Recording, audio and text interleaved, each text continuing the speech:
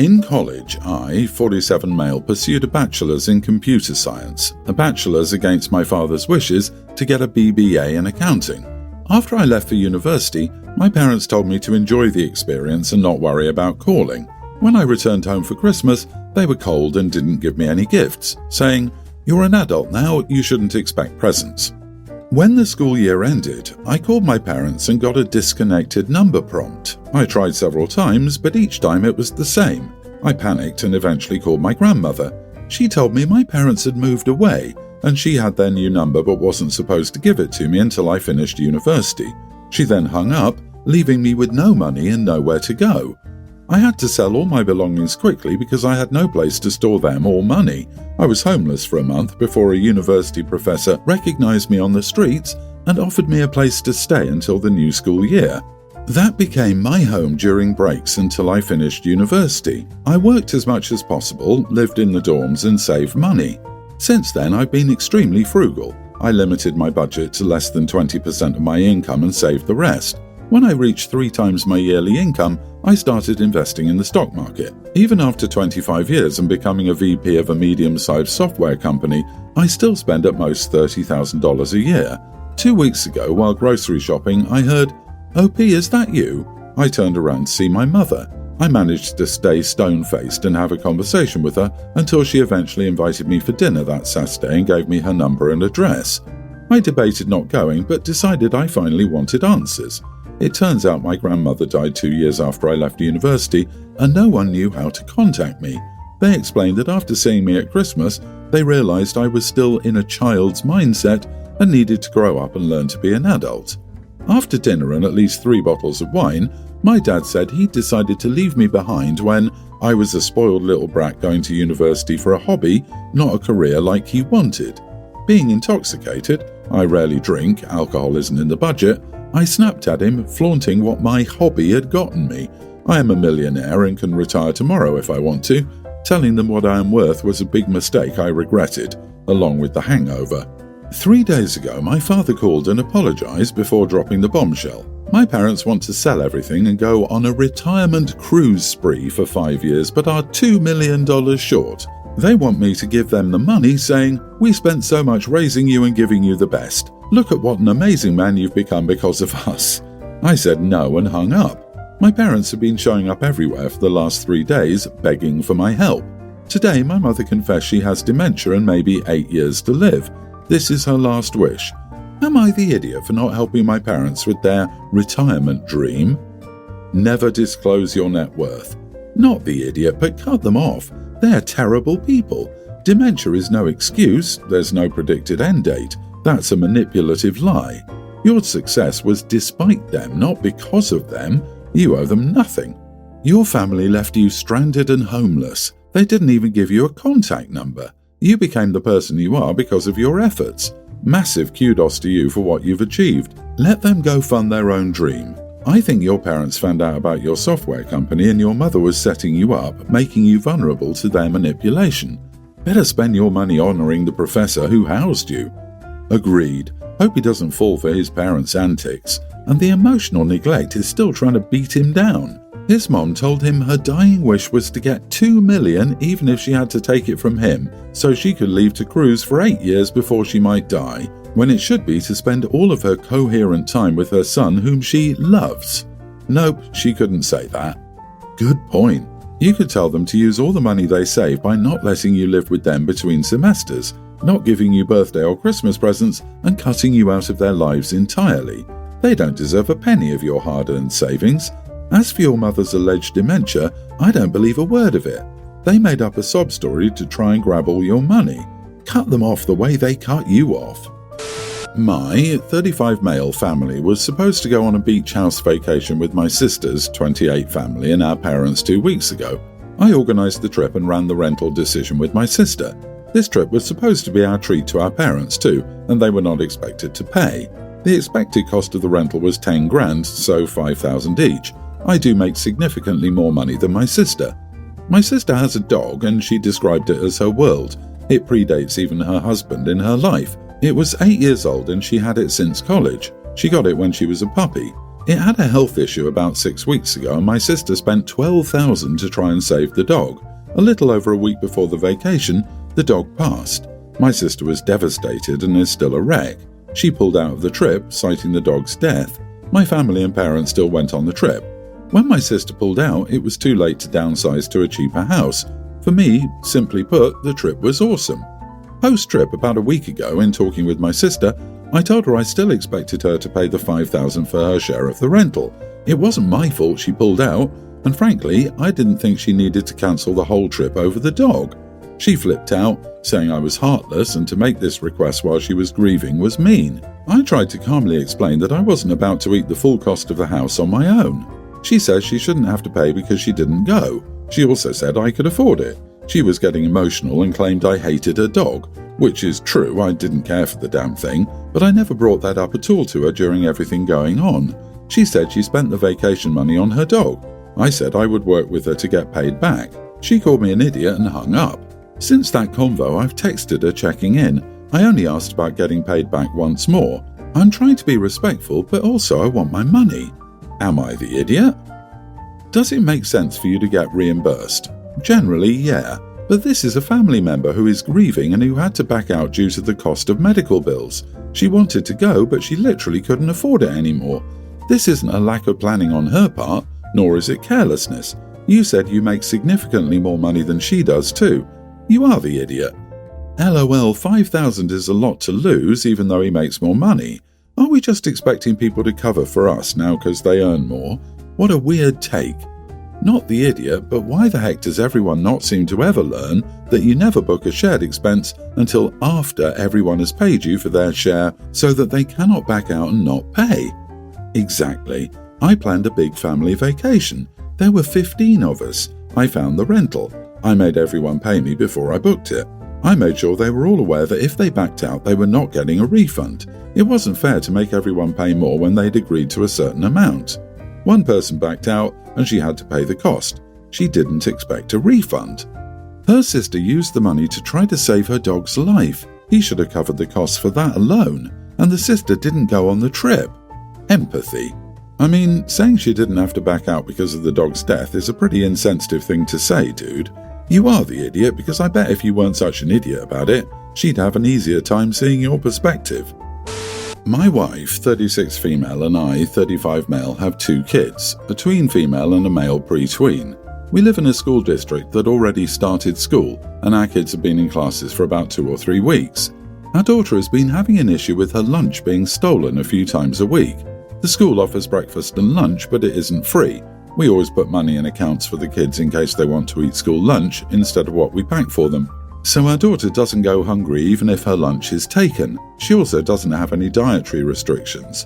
My wife works the night shift as a nurse, so I get the kids up and ready for school in the morning, including packing lunches. And yes, I put their names on everything. My daughter has told me every time that her lunch was taken. The first few times I asked her to just eat school lunch, but she didn't always like what they offered. So I started making 2 lunches for her and told her to hide one in her backpack instead of bringing it into the classroom where the other lunches were. I've also talked with her teacher about it and she said she would be more vigilant about the lunches, but that hasn't stopped them from being stolen. My daughter is not the only one having this issue. My wife is up in arms about it and wants to bring it up to the principal, superintendent, school board, etc. She thinks that whoever is stealing from our daughter is a thief and has some kind of grudge against our daughter. I, however, have a different view of it. The way I see it, whoever is taking lunches probably needs that food more than my daughter does. If their family had the means to provide packed lunches, I would assume they would do so. Same goes for putting money in an account for school lunch. My feeling is that whichever kid is stealing lunches is hungry, and I don't want to compound that by making this a bigger issue. The teacher is already aware, and I don't feel we need to elevate this beyond that. Our family is not in dire straits financially, we do just fine, but I know that isn't the case for everyone. And if packing 2 lunches for my daughter means that a hungry kid gets a solid meal, I'm okay with it coming out of our pockets. My wife and I argued about this because she wants to email anyone and everyone at the school district that she feels needs to know about this. I told her that we should wait and see if the teacher can figure out who the kid is, and we can handle this without bringing the whole school district down on this kid and their family. My wife wants to set up meetings with the teacher and principal, but I told her she would need to be the one attending them because I won't. And since she usually sleeps during the day when the kids are in school, she didn't like that. She thinks I'm being an idiot by not protecting our daughter. But our daughter is not going hungry, and whoever is taking her lunches isn't either, which I'm okay with.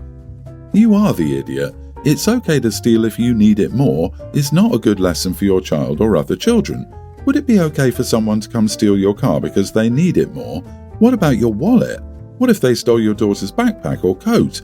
All you're doing is contributing to the problem, and your daughter isn't the only child being stolen from.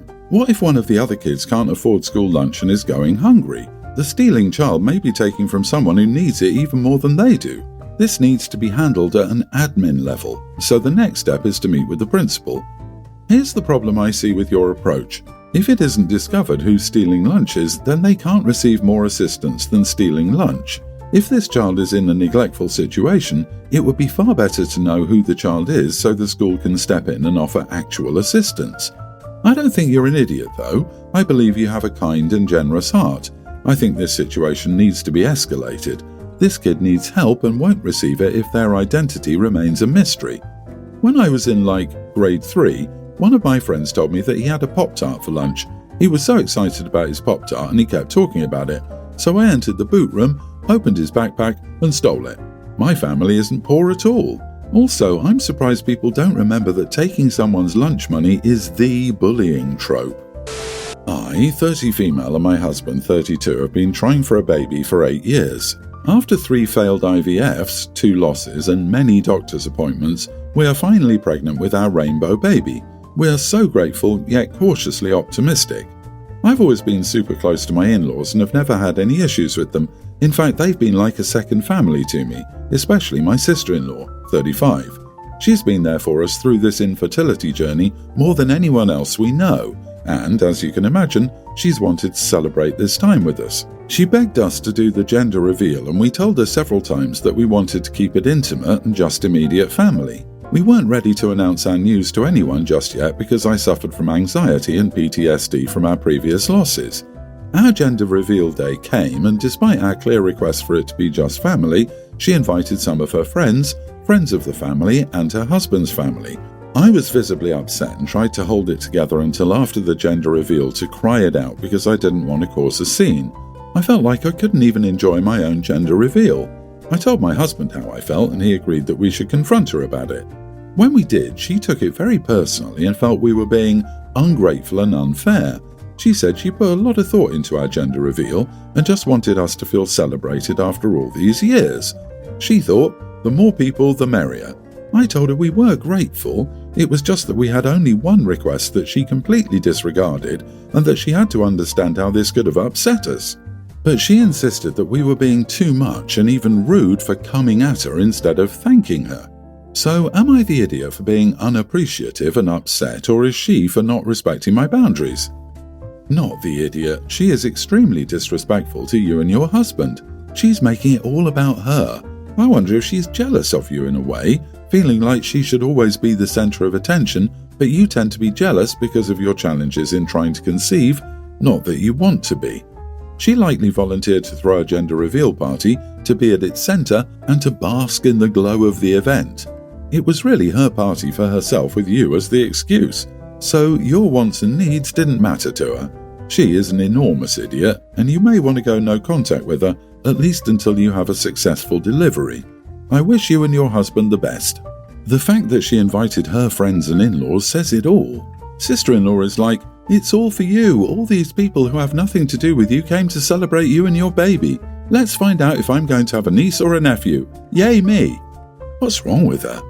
What's wrong with her? Savior complex with a big dollop of main character syndrome. You should be grateful for what? She was throwing a party that she wanted to host on her terms, the way she wanted to have it, and pretending it was a party for you while disregarding your expressed wishes. Including her friends on the guest list is a key indicator that this is exactly what her motives were, because her friends weren't there to support the expecting parents. They were there to provide kudos feedback to sister-in-law. Nope, you don't have to be grateful for someone using you as a tool for their personal objectives. I, 21 female, have an older sister who's 24. My older sister has been with her partner, 25 male, for the past 3 years. At first, her partner tolerated me and we could have a few decent conversations, but now it's like he doesn't want to know I exist. He doesn't stop my sister from seeing me and likes the rest of my family. I'm just the exception. Whenever he's at family gatherings, it's obvious that he ignores me and doesn't include me in any conversations. I've asked my sister why he doesn't like me, and she had no clue. She's asked him before and he always gives vague or no answer. My sister has asked me to be one of the bridesmaids at her wedding, and I'm not interested in going as I would make it awkward. I also don't want to cause drama between her and her new husband if he ignores me or avoids me during the ceremony. My sister is really sad that I don't want to attend the wedding, but also doesn't want to leave her fiancé just for me. The only thing my sister and I have thought of that may have made him mad is that I've been a club dancer in the past, or that my current boyfriend runs a club. Our family is super open about things like this, so they don't care when I started dancing. Am I the idiot for refusing to attend my sister's wedding as the groom dislikes me and won't tell me why?